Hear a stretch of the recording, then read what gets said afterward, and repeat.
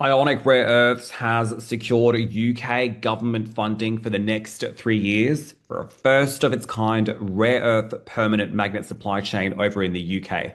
Quite a bit to discuss. That is a major step forward. And joining me now to dig into all of this is the company's managing director, Tim Harrison. Tim, wonderful to have you with me. How are you? Hi, Fuad. Yeah, good to be back. Yeah, great news overnight out of the UK. Great news overnight. I think it's made shareholders quite sort of eclectic to find out more. First off, Tim, how did you secure the grant? Yeah, so we've been working closely with the APC, the Advanced Propulsion Centre in the UK now for some time. We've been working on this consortium with partners both up and downstream in a new rare earth permanent magnet supply chain for the UK. And pulling together the different partners. So we've got on the upstream EMR, so a metals recycler, who we announced an MOU with earlier this year. Ourselves recycling those magnets to separated oxides. Downstream of that, less common metals, making metals and alloys. We've got two German permanent magnet manufacturers that will work with the consortium to produce magnets, which then flow into potential customers in the UK, being Ford, Bentley, and Wrightbus. So across both electric vehicles and also electric buses. And then also the British Geological Survey. So bringing that consortium together to basically cement the building blocks for a UK supply chain. Tim, you've mentioned earlier this morning that you're looking to build a sovereign and sustainable UK-based rare earth permanent magnet supply chain. And this funding this morning sort of really puts that and locks it in place. Where will those funds be used? So this consortium will be funded for 3 years, and of the allocation, 11 million pounds in entirety. About a bit over 3 million comes towards Ionic Technologies in the UK, which will help the business sort of work forward with this plan in parallel to the commercial plan activities which are underway at the moment. We're in discussion with the APC and the UK government about that cornerstone investment for the commercial plant in the UK. But effectively, it underwrites the business and the efforts underway with our partners there, and with the government to make sure all of these building blocks come together, and the inputs go into a model that helps UK stakeholders understand not only the cost of production but also the carbon footprint on the products that will be produced. So a very important activity for our stakeholders in the UK. Tim, you've now got the grant in hand. What could investors expect from here onwards in terms of updates? Yeah, look, so I think, beyond this opportunity, which is additional to, I suppose, some of the opportunities that the shareholders have been expecting, we continue to make progress on the capital grant allocation, and working through that with the APC and the UK government. We've had a capital grant delivery officer applied or posted to us, and we're now working through the planning of that. And hopefully soon we'll be in a position to announce that cornerstone commitment from the UK government on the Belfast facility. Beyond that, we continue to work with not only this initiative in the UK, but we've got a couple of things also working across Europe.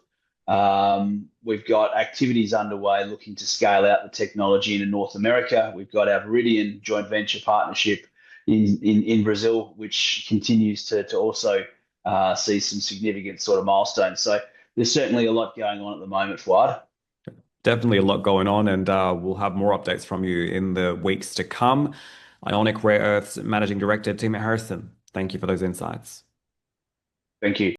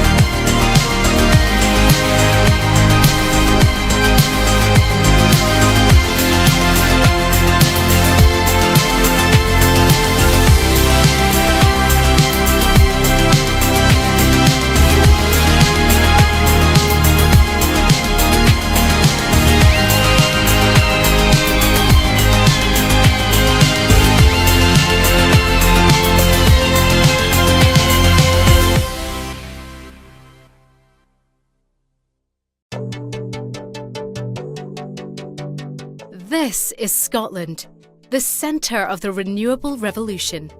From inside this Glaswegian landmark, EMR is creating a circular economy for the decommissioned renewable assets that will propel us all towards net zero. Once the heart of Scottish industry, today it represents the future. If Scotland is going to meet its ambitious climate goals, we're going to need to build a lot more of these. But what happens to the turbines we have?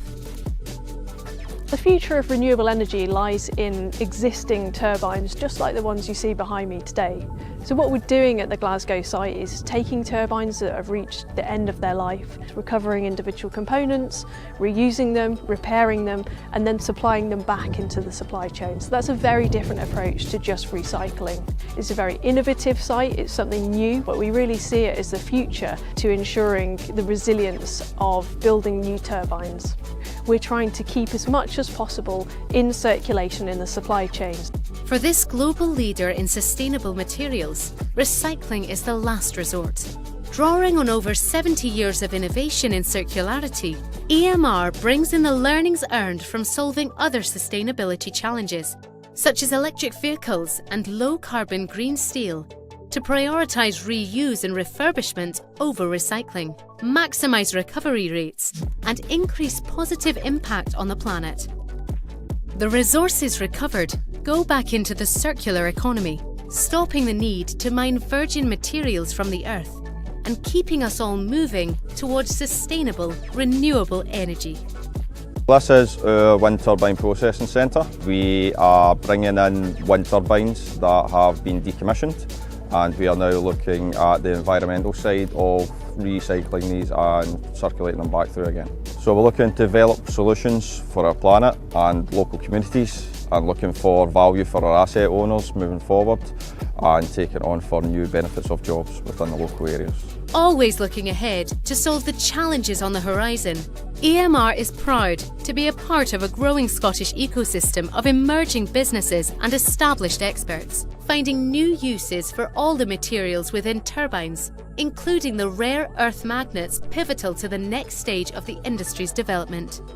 As Scotland sets its sights on net zero, the learnings generated in Glasgow will be critical in maximising value for asset owners, ensuring security of the materials needed for growth, and decarbonising the next generation of wind turbines. And these same learnings will be able to help the UK and beyond as the world continues to decarbonise. So in order to meet our climate goals, we're going to need a lot more turbines, both onshore and offshore. And turbines don't just magically appear out of thin air. They need to be built out of real materials such as steel, concrete and other metals. So preserving what we already have in circulation, rather than digging new materials out of the ground, is the best way to ensure the sustainability and resilience of this industry going forward. And that can only mean good things all around.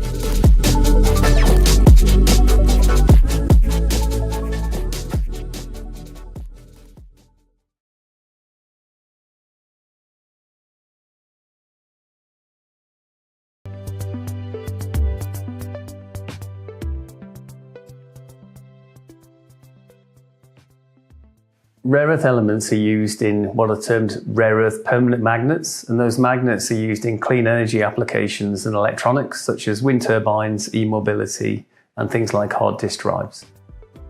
So there are rare earth neodymium ion boron magnets within hard disk drives. There are actually two applications that use that material. There are sintered neodymium ion boron magnets in the voice coil assembly here, which controls the read and write arm over the disk. And there's a second magnet in the spindle motor at the top of this hard disk drive. And basically, the magnets are used in the motor to control the read and write arm over that disk. So the rare earth elements are often top of what are called the critical materials lists in many countries around the globe. And that means that they're economically important, but at risk of short supply. So if you want to recycle a magnet in this hard disk drive, one of the problems at the moment is that the disks at end of life are typically shredded. If you shred this disk at end of life, and they do that to destroy the data on the disk, the magnet in this component here is extremely brittle and it breaks apart, but it stays magnetic. So the powder you generate during shredding sticks to all of the ferrous components in the machinery and to the ferrous components in the waste stream. And that makes it extremely difficult to separate. And that's one of the main reasons that less than 5% of these magnets are recycled globally. Once the corner of the drive is removed, we used a process called HPMS, which is patented by the University of Birmingham and licensed into Hypermag. Essentially, what the HPMS process does is it breaks the magnet down in hydrogen so that it absorbs the hydrogen gas. The material breaks apart into a demagnetized powder. The coating peels off the surface of the magnet. It removes it from the glue, and simply by tumbling the electronics, or the corners in this case, we can remove that demagnetized powder, and we can do that on a very large scale. At Ionic Technologies, we're accelerating the world's transition from fossil fuel reliance to total power by renewable energy. Our mission is clear: to create a supply chain of secure, traceable magnet rare earths to power our lives, from the cars we drive to the energy we generate. Developed by a global team of top chemists, engineers, data scientists, and academic professors, our patented process was born at Queen's University Belfast.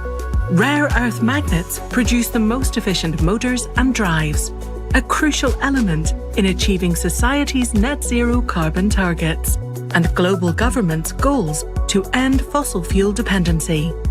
Our technology has revolutionized the recycling of permanent magnet material, enabling the creation of the world's first sustainable magnets. It establishes sustainable and traceable global supply chains by recycling end-of-life magnet and rare earth products, promoting domestic supplies and encouraging countries to set bold climate targets. Our innovative process unlocks endless possibilities for countries, companies, and consumers committed to a circular economy and the highest principles of protecting Earth's natural resources for future generations. It gives companies a first-move advantage, fast-tracking their plans for new, energy-efficient products and applications. Setting the standard, empowering change.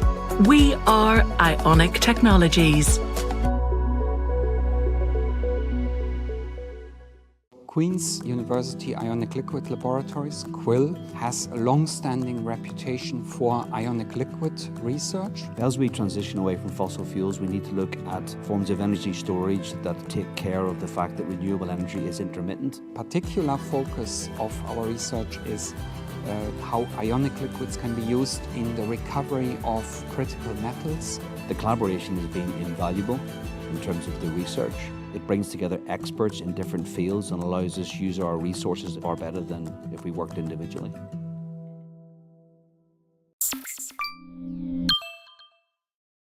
By 2035, all new cars sold in the UK will be electric or hybrid. Most of these vehicles will have permanent magnets in their motors. By 2030, the UK has a target to deploy over 50 gigawatts of offshore wind turbines. This will require over 32 million kilos of permanent magnets. Rare earths are a vital component of permanent magnets, and right now the UK has no direct supply of them. This means UK companies wanting to produce low-carbon technologies are highly dependent on imported permanent magnets from China. However, as a rapidly increasing number of wind turbines and electric vehicles come to the end of their life, there's a growing supply of permanent magnets that need recycling. With the support of the Advanced Propulsion Centre, a company in Belfast has developed an innovative method of recycling end-of-life permanent magnets. So Ionic Technologies has developed a technology for taking end-of-life magnets, putting them through a recycling process in order to produce 100% recycled, high-purity individual rare earth oxides. So rare earths are essential for high technology applications such as electric vehicles and wind turbines. So this material is absolutely vital for the development of all the technologies around net zero. Rare earths are so vital to a number of strategic technologies, they've been classified as critical minerals. Securing supplies of rare earths has become a top priority for governments around the world.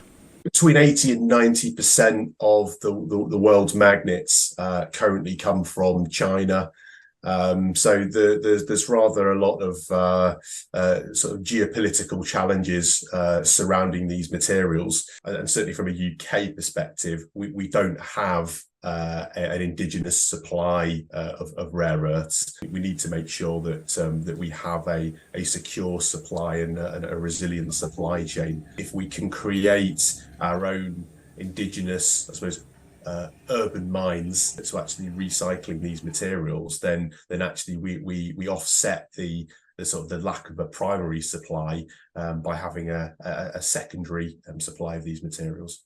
Rare earths aren't actually that rare. However, they are very difficult to extract and separate, so mining and refining them uses a lot of energy and acid, and also leaves a lot of waste. The Ionic Technologies method of recycling permanent magnets is a more efficient way of acquiring rare earths. But how do they do it? So we take in magnets. First we demagnetize them. We use an oven to heat it above the Curie temperature, whereby it loses its magnetism. Then we can crush it and grind it down into a fine powder. And then we use a series of pre-treatment leaching processes to separate the rare earth metals from the non-rare earth metals. So once we've got the rare earth mixture, we use a series of mixer settlers in a solvent extraction process to separate the individual rare earths from each other. The Advanced Propulsion Centre has helped Ionic Technologies scale their process from a Queen's University research project to industrial scale readiness. So the APC support has been fantastic. It's enabled us to scale our technology up from pilot up to demonstrator scale. So what that means is that we now have equipment in our building that is reflective of what would exist in a commercial plant. Ionic Technologies joined the APC's Technology Developer Accelerator program as a spin-out from Queen's University Belfast called CERN Technologies. On our program, they received one-to-one business support, funding to scale from lab to pilot. During that time, they were acquired by Ionic Technologies. They then won an ATF grant through our Scale-Up Readiness Validation competition to build a 30-ton per year demonstration plant. The Advanced Propulsion Centre grants and support helped unlock significant foreign direct investment. The grant from the Advanced Propulsion Centre was perfectly timed. With that grant, we were able to effectively double down on our decision for the demonstration plant at Belfast. So it gave us the confidence to spend more money and expedite the production of separated high purity magnet rare earths from recycling in Belfast, in under 12 months. As the world deploys more and more low carbon technology, the demand for rare earths will increase dramatically. But so too will the number of permanent magnets available for recycling. With the support of the Advanced Propulsion Centre, Ionic Technologies is poised to become a strategic component in the UK's rare earth oxide supply chain.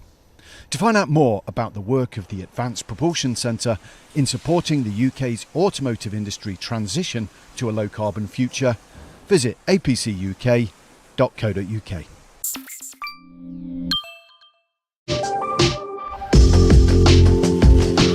Hi, I'm Fergal Coleman. I'm Head of Technology here at Ionic Tech. I've been working here 4 years now, so I've been with the company from when we were at bench scale through to where we are now, which is pre-commercial demonstration plant. So the first step of the process is we receive the magnets, we crush them, we grind them into a fine powder, and we digest them in this reactor here using a strong acid. We then do a series of precipitations and purification steps to generate a mixed rare earth oxide product. The mixed rare earth oxide product we feed into our lights and heavies, our lights from heavies separation circuit. So we take the mixture, we contact it with our organic solvent containing our extractant, and we separate NdPr from Dy and Tb. So NdPr in its own right is a product which we can sell, and DyTb we need to further separate those in another separation circuit, which is through here. This is our DyTb separation circuit, and see some nice colors.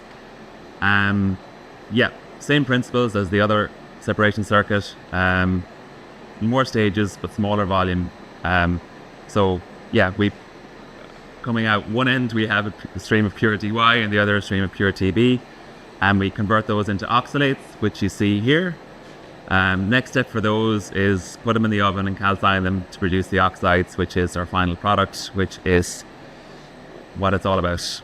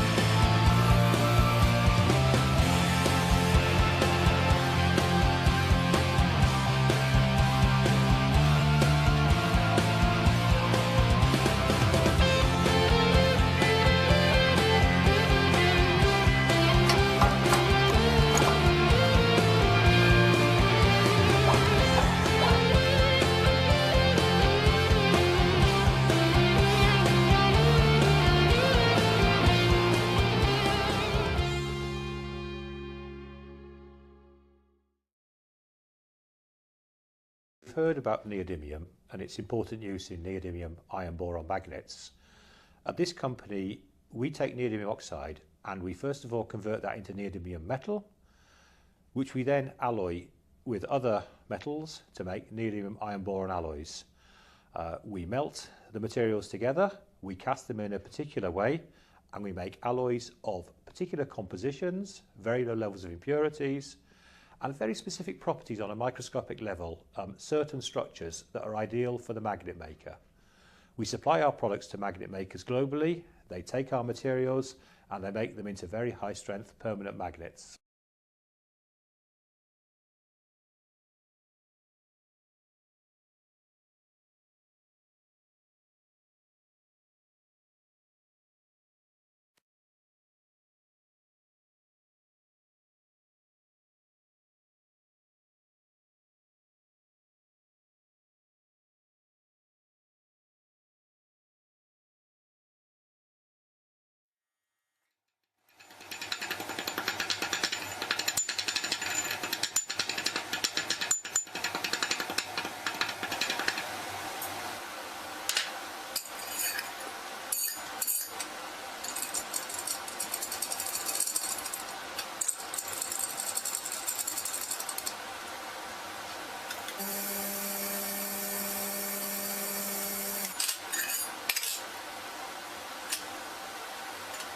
So Less Common Metals is one of very few companies operating in this area outside of China. We operate our business to the highest possible levels of environmental, health and safety stewardship. We focus on culture, ensuring all our staff have the right attitude and approach to health and safety and environmental matters. So a lot on training, a lot on mentoring, and on a support for the culture coming from the very top from myself. We also ensure that all our workers are provided with appropriate levels of personal protective equipment for the task in hand. Everything is risk assessed and everybody who is associated with the job will take part in the risk assessments to first of all feel that they have had a contribution to the thought process and that they sign up to the decisions on what sort of health and safety measures are to be taken. As far as environmental matters goes, for example with our fused salt electrolysis, the salt bath is essentially a fluoride-based bath. Without proper environmental measures, that has potential to be both polluting and damaging to the health of the workforce and the local area. So we have a variety of systems. We have local extract systems. We have monitoring within the work environment to measure the levels of any potentially noxious material.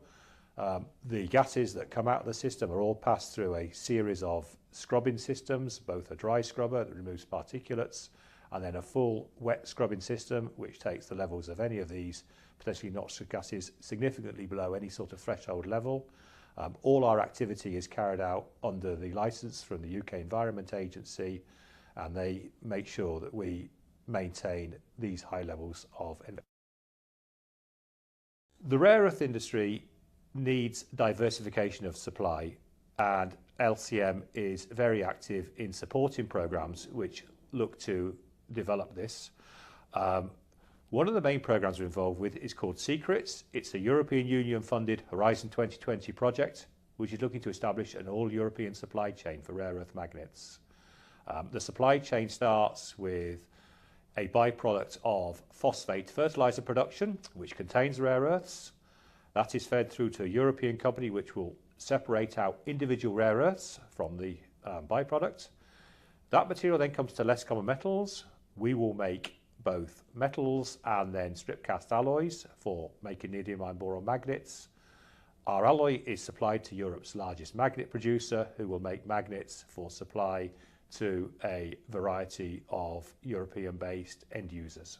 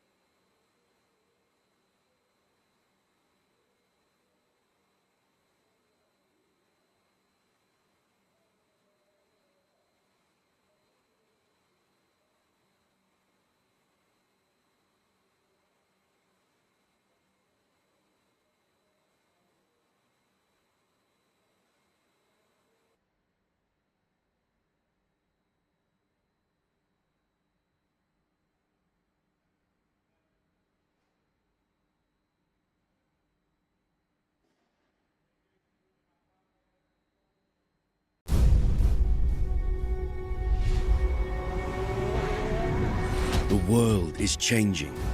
At an incredible pace, we are moving towards a digital, electrified future. At GKN Powder Metallurgy, we continue to enable the industry as we move into this new future. By permanently pushing boundaries through innovative and intelligent products for the automotive and many other industries. We stand for best-in-class solutions from powder to parts, delivering the highest quality products with the best cost efficiency, made by empowered people based on operational excellence and driven by digitalization and sustainability. Maintaining a strong positioning across all focus segments of our portfolio, we are a global leader in metal powder production, the global leader in sinter metal components, and a global player in additive manufacturing. As a trusted partner of future growth industries, engineering is our passion and powder metals are our tools. We help an electrified future become reality. With powders from metal scrap and low waste manufacturing processes, we contribute to a sustainable future. We are GKN Powder Metallurgy.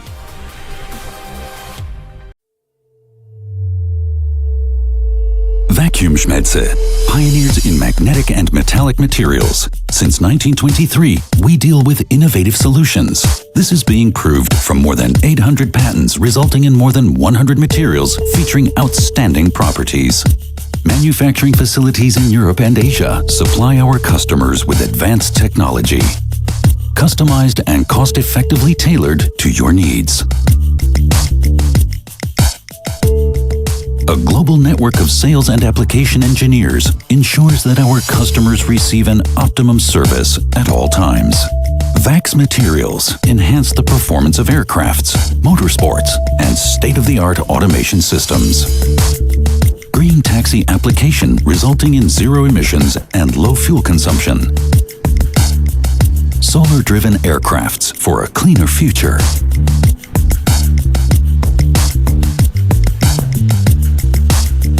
Weight and power-optimized motor designs allow world-class performance.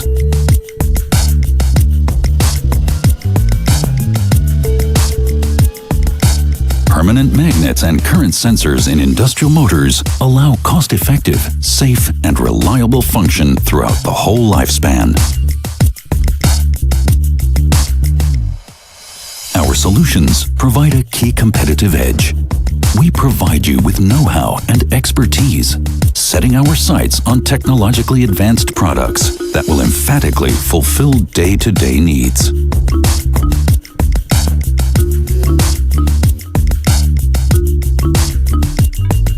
VAX high-performance magnetic materials and technologies offer a broad array for motor optimization. Fully automated manufacturing ensures consistent high quality. After pressing, annealing of the magnets defines and sets the magnetic properties.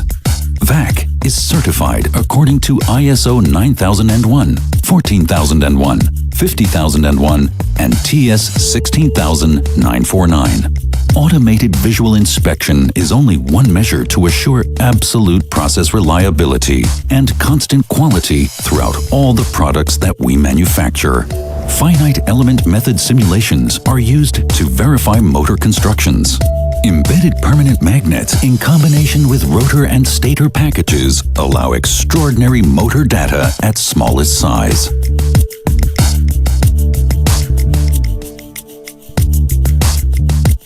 Production of all our unique materials starts with in-house melting under vacuum conditions, followed by conventional hot or cold rolling, powder metallurgy, or rapid solidification. VAC is a leading manufacturer of parts. Depending on the material, various methods for further processing are being used. Stacks can be used to improve the performance of electric motors by typically plus 30% in comparison to standard technology.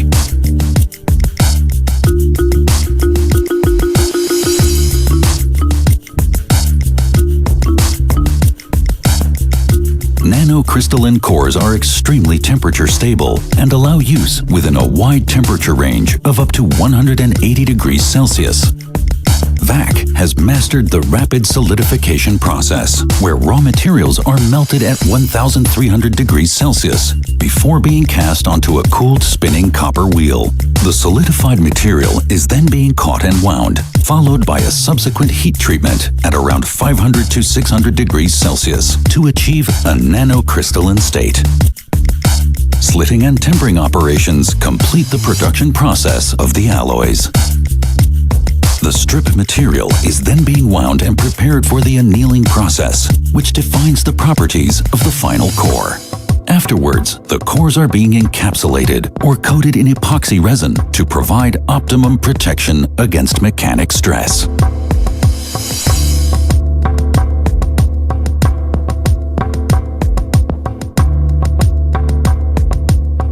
With VACs, nanocrystalline materials cores can be built in very compact designs however, providing extremely high attenuation. In our daily experience with the ambitious and challenging projects of our customers, we determine that advanced materials are the key to progress. Vacuumschmelze. Advanced materials, the key to progress. Wrightbus leads in zero-emission technology. The Street Deck Electroliner is the world's most efficient double-deck bus, and the Street Deck Hydroliner is the world's first double-deck hydrogen bus. The Electroliner delivers 44% energy savings and has a best-in-class range of 200 miles with charge time of 2.5 hours. The Hydroliner has a 300-mile range and a refuel time of 8 minutes. And now, introducing the single-deck versions, the new GB Kite Electroliner and Hydroliner zero-emission buses. Contact Wrightbus today to start your transition to a better zero-emission future fleet. Today is a great day here for Wrightbus in Ballymena. We had a visit from the Infrastructure Minister John O'Dowd, and we delivered 100 buses to TransLink for Ulsterbus, the first 100 double-deck electrical buses. I'm delighted to be here in Wrightbus today in Ballymena as the first of our £64 million order of buses rolls off the production line. 100 zero-emission buses which will go into service in towns and villages across the north. It's great to be able to invest in a local company and invest in local jobs and local communities here in Ballymena and indeed further afield. So I hope in the future to continue this partnership with Wrightbus as we move forward and decarbonise our bus fleet. This is a really important investment for us. It's another 100 zero-emission buses going into our overall fleet. We already have 150 zero-emission buses, mostly coming from Wrightbus as well. And that means we've got about 20% of our fleet towards zero-emission, 50% of our Belfast Metro fleet and 100% of our Londonderry Foyle Metro fleet. And you know, we've been in this collaboration with Wrightbus now for about 5 years. In the very early days, I think our first buses were only 3 hydrogen buses. And we've developed that partnership going forward, and the collaboration's been tremendous. There's always been challenges and technical challenges in terms of how we've worked together to resolve those, and also how do we work together with our other partners in terms of charging infrastructure and all of that. I think Wrightbus has been a really tremendous partner to work with. One electrical bus replacing a diesel bus takes out 40,000 litres of diesel per year, and so we get cleaner air for everybody. But above all, buying buses here in Ballymena from Wrightbus also secures employment in Ballymena. Wrightbus currently employs 1,800 people, and each job here at Wrightbus guarantees another 3 jobs in the whole of the supply chain in Northern Ireland and in the UK.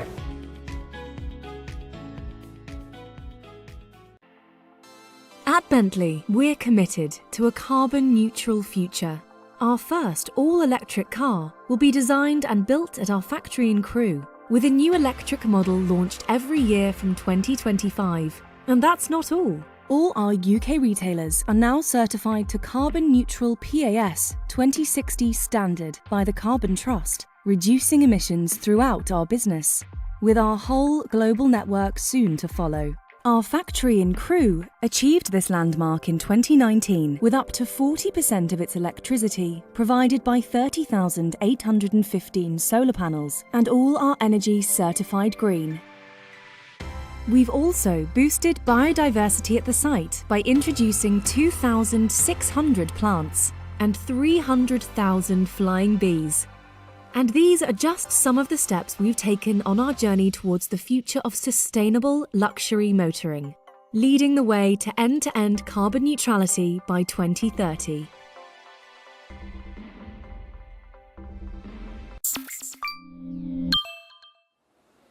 This is Ford's new electric drive unit production line, which is being built at their gearbox factory in Halewood.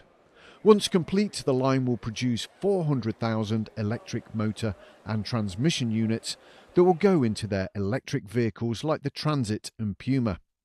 As a global company, Ford needed to locate this strategically important facility in the best possible location. With the help of a grant from the UK government's Automotive Transformation Fund, Ford was able to develop a business case that showed that Halewood in the United Kingdom was the best place in Europe to build it. We were in the position to be able to look at our facilities in the UK and determine how they could be the best facilities within Ford of Europe to produce e-drives. And we selected our Halewood site, which was a transmission site, and we worked with them through an ATF feasibilities competition to develop a case for them to become the best place in Europe for us to do that. So against the competition of plants in Germany and Spain and other places like that, why would we do this in the UK? And we've developed a really strong case for that using the ATF funding. And on top of that, also identified that we would be eligible for further ATF funding, a full investment grant to support the facility in Halewood. And that was a winner. It managed to get us to the point where we could confidently predict that this would be the best place to make e-drives for our vehicles in Europe. Ford UK had already developed world-leading expertise in the manufacture of electric drive units as part of an earlier Advanced Propulsion Centre supported R&D project called ePrime. As part of this project, Ford built a pilot production line, which helped Ford UK become a centre of excellence in e-drive manufacturing engineering. This expertise reinforced the business case for the electric drive units to be built in the UK. Ford could have done this anywhere, so it's a real testament to the UK and Halewood that we were selected for this piece of work. And I think it's also testament to the team that started this through the APC and ePrime and so on, and the benefits to the local community and Ford UK and in the UK as a whole is significant. The ATF grant de-risked the investment business case for Halewood, provided scale-up readiness validation and contributed to the capital expenditure.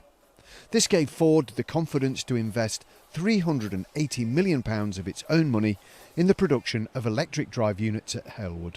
With an ATF capital intervention, they elected to build a plant that would build 250,000 EDUs a year, and subsequently have decided to double down on that investment and will now plan to produce over 400,000 EDUs a year from that plant, all of them for export into their operations worldwide, demonstrating the UK's competitiveness in this space.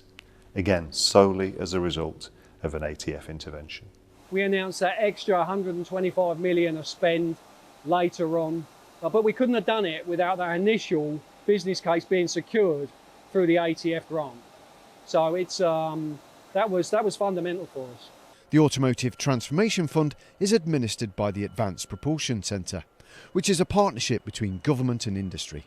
This approach makes the process very transparent, efficient and fair to all involved. Working with government, together to create the best business case. Working with the APC in particular on the ATF and the pre-work for the ATF, having a transparent process that we took our social partners through, our union partners as well, that was a real advantage for us because it was a very objective assessment, and that allowed us to make a selection that everybody understood, and everybody understood the potential benefits associated with that. Working with the APC allowed Ford to be introduced to a broad network of government and industry partners that are able to add significant long-term value.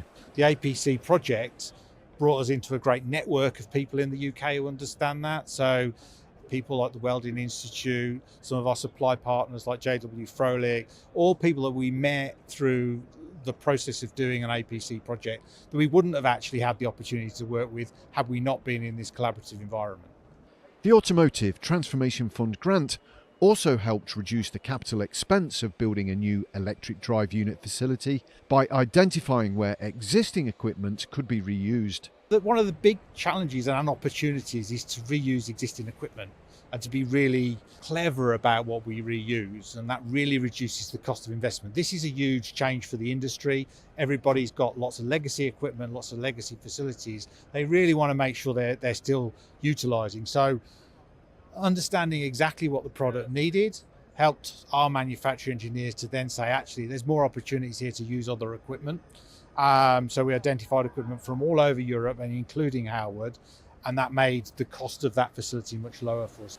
As well as reusing existing equipment, the ATF grant helped Ford identify and procure cutting-edge technology that will further improve efficiency. We're really proud of the fact that this is probably going to be one of the most efficient power unit manufacturing facilities in the world. Through the process of manufacturing engineering, we've really utilised virtual engineering tools, digital manufacturing engineering tools here in Howard. We've piloted some of the most advanced manufacturing engineering tool set here to create a really efficient installation process. The investment from the ATF and Ford has delivered a number of key benefits to the local area and the UK as a whole. You know, we've got over 500 jobs safeguarded here in Howard, a very significant investment. Our total investment will be something in the order of £380 million here in Howard, and that impacts all of the other businesses in the local area and wider in the UK. The ATF grant and support of the Advanced Propulsion Centre was fundamental to the success of Ford's Halewood plant. To create the best opportunity for the UK and for Howard, that grant was really of fundamental importance to us. To find out more about the Automotive Transformation Fund and the work of the Advanced Propulsion Centre, go to apcuk.co.uk.